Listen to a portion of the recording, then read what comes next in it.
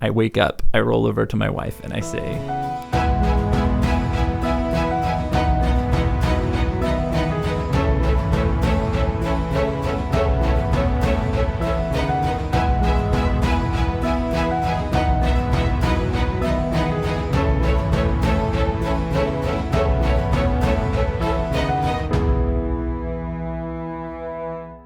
as some of you may know and may see, from all the videos from years past that I have up on YouTube, I was a diehard Evan McMullin fan and super anti-Trump in 2016. But I'm going to be honest with you, I still have no clue what I'm going to do with my ballot this year. And we're like 10 days away from the election. Almost daily, I wake up, I roll over to my wife and I say, I'm going to vote for Biden, or I'm going to vote for Trump, or I'm going to vote for Jorgensen. I cycle through the candidates almost daily and sometimes multiple times a day.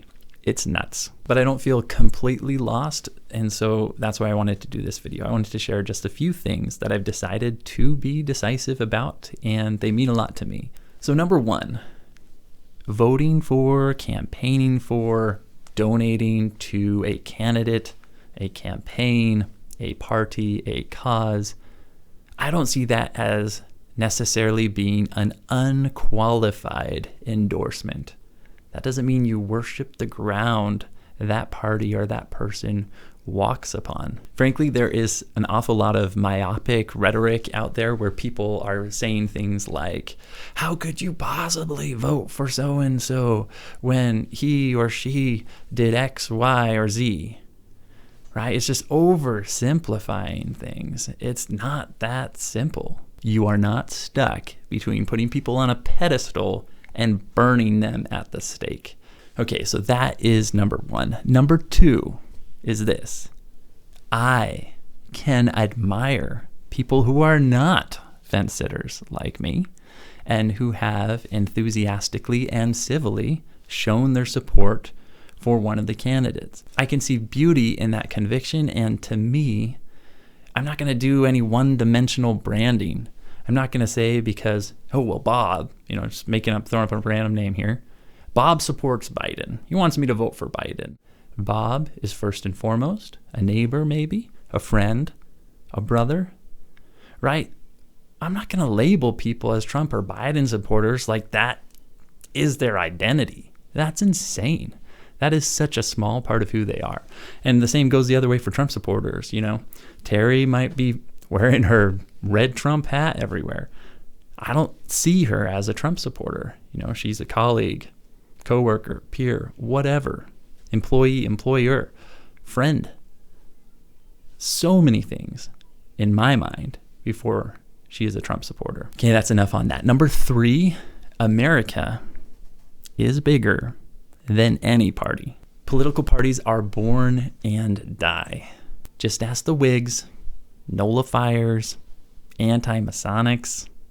Gotta look at my notes here because I sure as heck didn't even know the names of these until I looked them up. But there are a bunch. Whigs, nullifiers, anti-Masonics, free soils, populists, Dixiecrats, bull nooses, and my favorite one here, the know-nothings.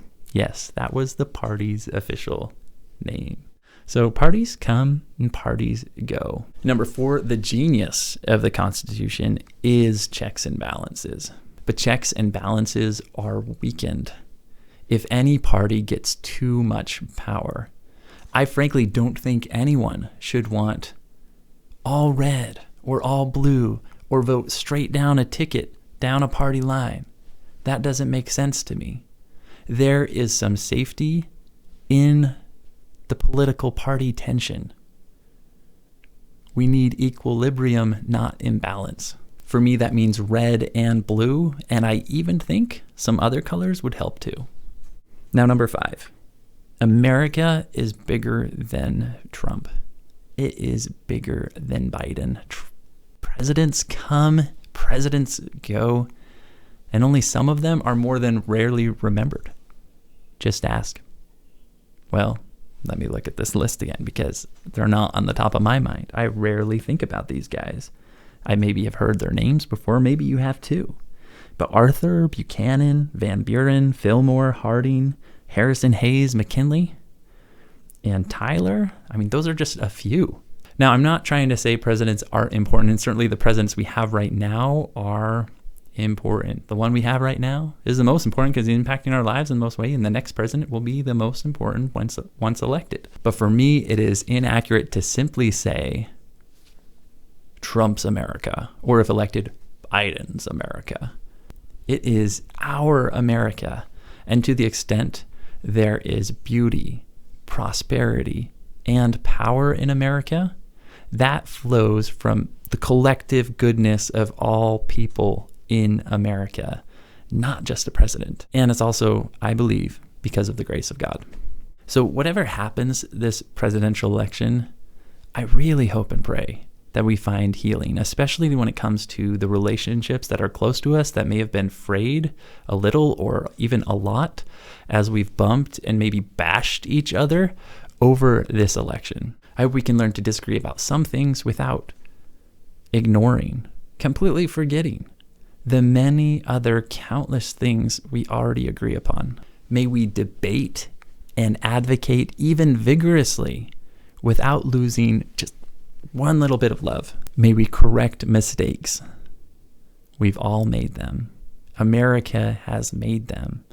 May we correct those mistakes, but always seek peace and also celebrate the good along the way. And may God bless America. Thank you so much for watching.